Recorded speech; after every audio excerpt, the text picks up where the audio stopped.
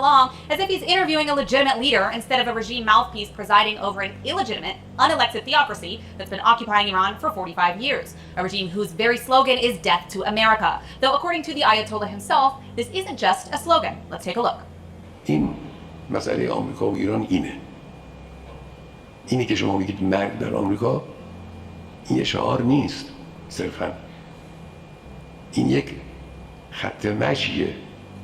But America first, right, Tucker? The sad part is, this isn't Carlson's first time shilling for tyranny. He's praised Vladimir Putin, attacked Zelensky, and defended Qatar, a state that funds Hamas and represses women like it's the Middle Ages. Now he's giving airtime to the Islamic Republic, a regime that executes protesters, beats women to death for removing hijab, and shoots teenagers in the eyes. Tucker's entire act is pretending to fight the establishment, while cozying up to every authoritarian regime that hates democracy and human rights. He's not a journalist, he's a PR agent for fascism, and there's proof. According to Qatar's FARA filings in February, that is the Foreign Agent Registration Act that requires foreign governments to disclose their activities in the United States, the Embassy of Qatar paid a third-party company to coordinate an interview with the Prime Minister of Qatar, along with Tucker Carlson, for the specific purpose of presenting the narrative against war with the Islamic Republic. Meanwhile, the Islamic Republic itself is in free fall, humiliated militarily, weakened economically, and desperately searching for a narrative win, as the Iranian people despise them possibly more than ever.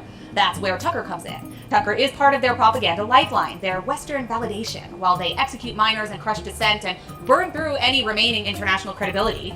Add that to their coordinated disinformation campaigns across social media, falsely accusing Israel of deliberately targeting civilians, even as Hamas uses human shields and hides in hospitals. But Tucker doesn't mention that. No, he might interrupt the performative anti-Western rage that he sells for clicks. So let me say it plainly. Tucker Carlson is doing the dirty work. It is brutal dictatorship, and anyone who believes that he's giving us the truth needs a crash course in Iranian history and probably a new moral compass.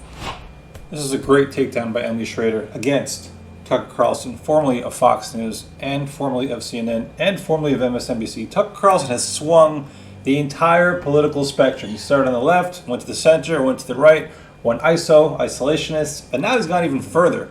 He's becoming fringe. It was one thing when he supported Russia over Ukraine.